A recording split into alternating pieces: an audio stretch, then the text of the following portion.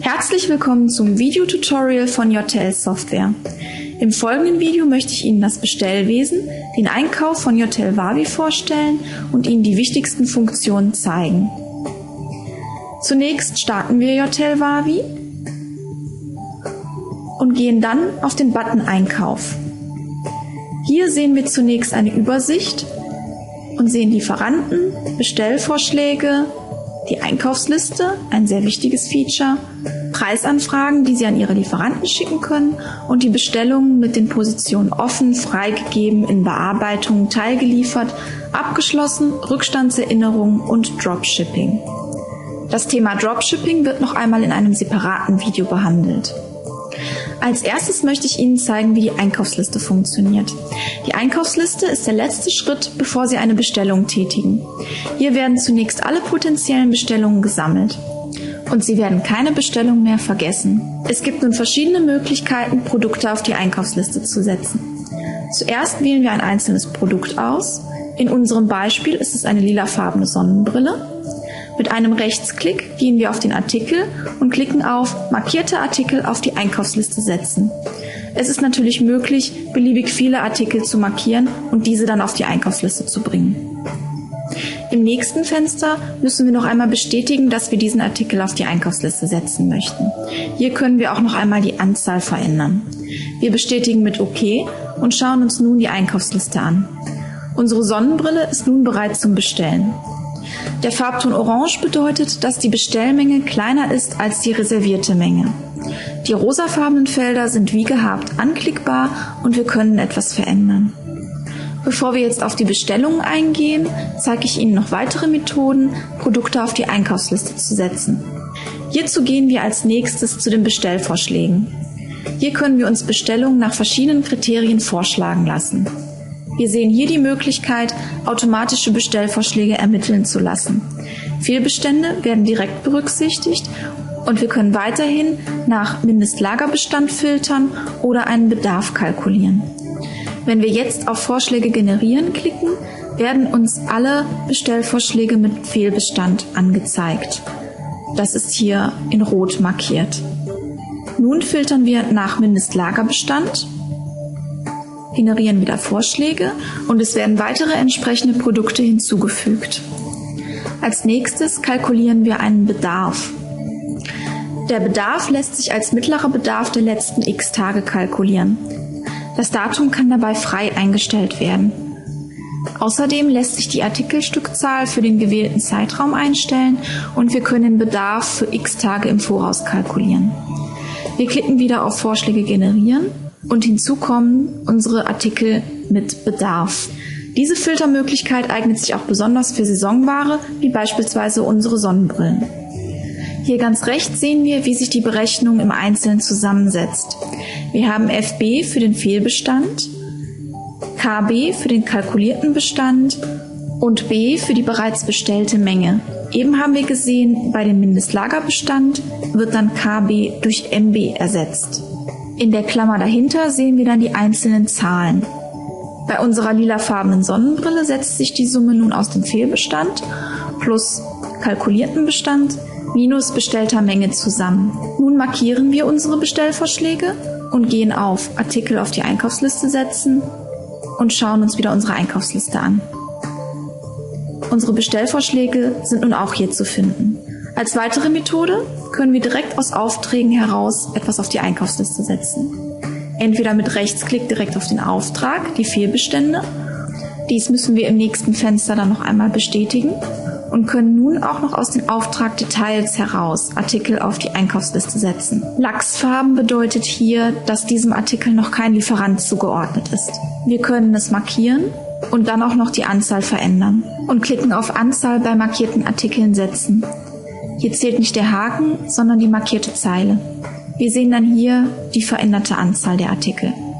Wir bestätigen mit OK. Wir gehen aber jetzt zurück auf die Einkaufsliste. Nun möchten wir unsere Artikel auf der Einkaufsliste natürlich bestellen. Dazu suchen wir uns erst einmal Lieferanten aus.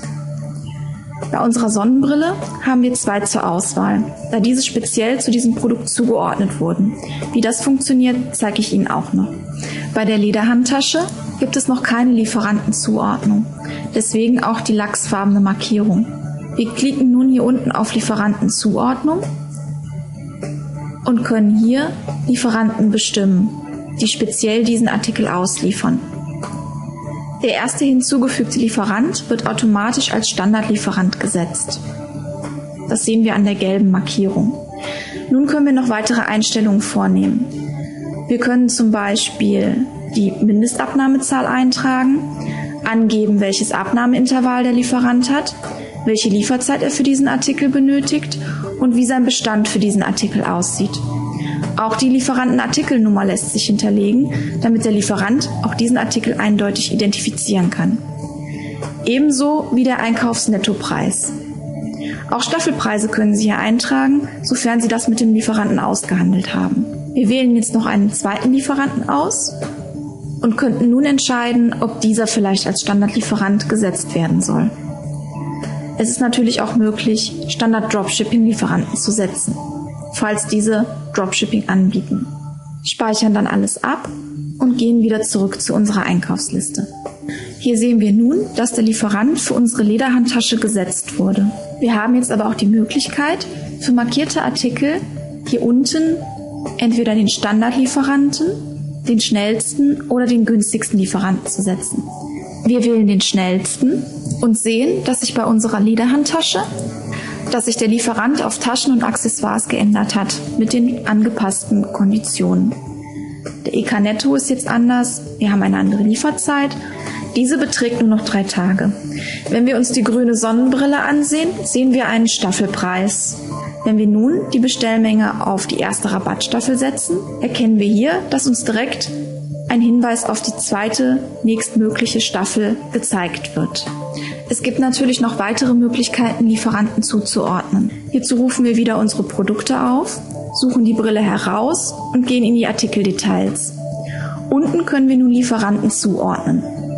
Wir gelangen wieder in das gleiche Fenster wie eben und können sämtliche Einstellungen für den Lieferanten vornehmen. Jetzt wissen wir, wie wir Lieferanten den einzelnen Artikeln zuordnen, haben uns aber noch nicht angeschaut, wie diese überhaupt angelegt werden. Wir gehen zur Lieferantenübersicht und wählen einen bereits vorhandenen Lieferanten aus. Mit einem Doppelklick gelangen wir in die Details und sehen hier zunächst die allgemeinen Informationen. Name, Adresse, wir können die Währung einstellen, das Land, Anmerkungen und Ansprechpartner hinterlegen. Als nächstes kommen wir zum Reiter Konditionen. Hier können wir zunächst die Lieferzeit eintragen, die der Lieferant standardmäßig anbietet. Das heißt, die global für alle Artikel gilt, es sei denn, der einzelne Artikel hat eine separate Lieferzeit eingetragen. Wir geben das Zahlungsziel an, Skonto in Tagen und in Prozent. Einen Mindestbestellwert können wir hinterlegen und dann auch direkt einen Mindermengenzuschlag eintragen, den wir dann bezahlen müssen, wenn die Mindestbestellmenge nicht erreicht wurde. Wir können Frachtkosten anlegen und einen eventuellen Versandkostenfreibetrag. Wir können eine Rabattstaffel hinterlegen, das heißt, ab einem bestimmten Wert wird ein gewisser Prozentsatz erlassen. Dies gilt pro Bestellung. Weiterhin haben wir hier genügend Platz für Hinweise. Im nächsten Reiter können wir beliebig viele Bankverbindungen des Lieferanten eintragen, indem wir einfach auf Hinzufügen klicken. Dann können wir ihm Nachrichten senden über JTL Wavi. Dazu können wir natürlich wie gewohnt Vorlagen erstellen. Und natürlich auch Dateianhänge können mitgesendet werden. Im nächsten Reiter haben wir dann einen Überblick über unsere gesendeten Nachrichten. Weiterhin haben wir hier einen direkten Zugriff auf die Lieferantenstatistik und können Adressetiketten drucken.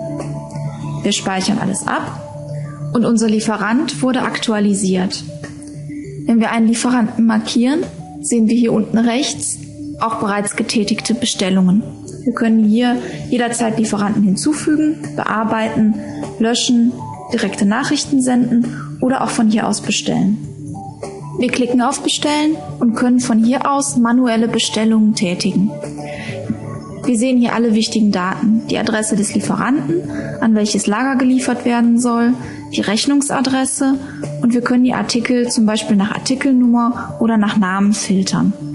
Außerdem können wir dem Lieferanten auch Preisanfragen schicken. Kommen wir nun zum Thema Bestellen.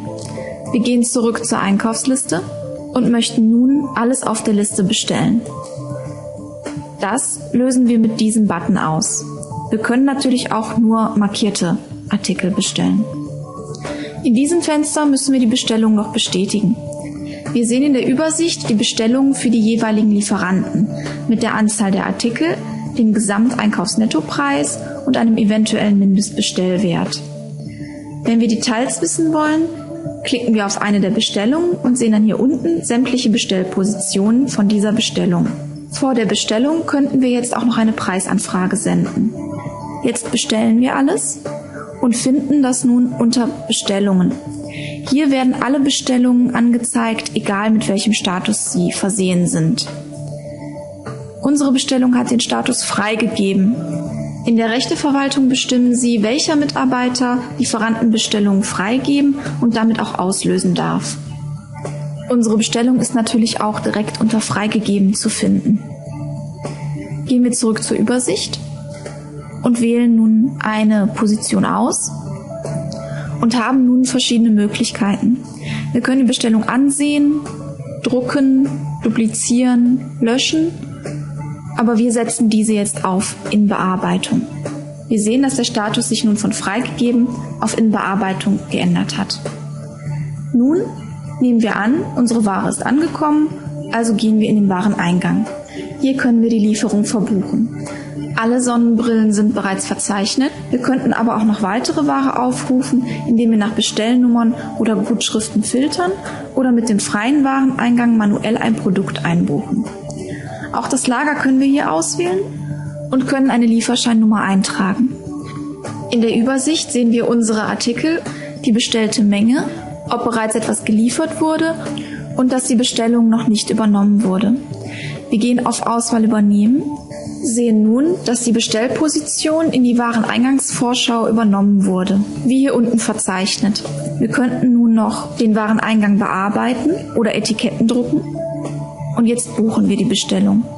Wir sehen nun, dass die Bestellung abgeschlossen ist. So wird sie auch unter Bestellungen im Bereich Abgeschlossen verzeichnet. Nun möchten wir noch eine zweite Bestellung verbuchen. Dazu rufen wir nun wieder unsere Bestellungen auf. Wir setzen wieder eine auf Bearbeitung und finden diese dann im Bereich Bestellungen auch unter in Bearbeitung. Gehen in den Wareneingang und nehmen an, dass nur ein Teil der Menge geliefert wurde. Wir übernehmen die Artikel wieder und können nun die Menge in der Wareneingangsvorschau verändern. Wir setzen dies auf die Hälfte, gehen auf OK und verbuchen dies. Im nächsten Fenster werden wir nun auf alle Aufträge hingewiesen, die jetzt aufgrund des Wareneingangs ausgeliefert werden können. Unter Teilgeliefert finden wir dann natürlich auch unsere teilgelieferte Bestellung. Nehmen wir an, die Ware ist noch nicht gekommen, dann haben wir die Möglichkeit, unseren Lieferanten daran zu erinnern. Wir lösen dann eine Rückstandserinnerung aus. Hierfür können natürlich auch Vorlagen angelegt werden. Der Lieferant erhält eine E-Mail und im besten Fall liefert er die Ware nach. Hierzu markieren wir wieder die Position und gehen in den Wareneingang. Wir kontrollieren noch einmal die Menge. Ist die Restmenge korrekt, können wir diese verbuchen. Somit ist auch diese Bestellung abgeschlossen. Jetzt möchte ich Ihnen noch zeigen, dass Sie ganz genau verfolgen können, was mit Ihren Produkten passiert. Wir suchen uns wieder ein Produkt raus, zum Beispiel unsere Sonnenbrille, und können in den Artikeldetails auf die Artikelhistorie klicken. Hier sehen wir detailreich aufgeschlüsselt, zum Beispiel das Buchungsdatum des Artikels, welche Art der Buchung vorgenommen wurde, zum Beispiel eine Korrekturbuchung oder eine Reservierung. Wir sehen die Buchungsmenge, in welches Lager der Artikel gebucht wurde und vieles mehr. Wir können hier auch Filter setzen und zum Beispiel nach Buchungsart filtern, einen Zeitraum bestimmen, das Lager auswählen oder nur eine gewisse Anzahl von Buchungen anzeigen lassen. Mit diesem tollen Feature sehen Sie also jederzeit, wann Ihr Artikel und wie oft er verbucht wurde. Das war das Bestellwesen. Vielen Dank für Ihre Aufmerksamkeit und viel Freude damit.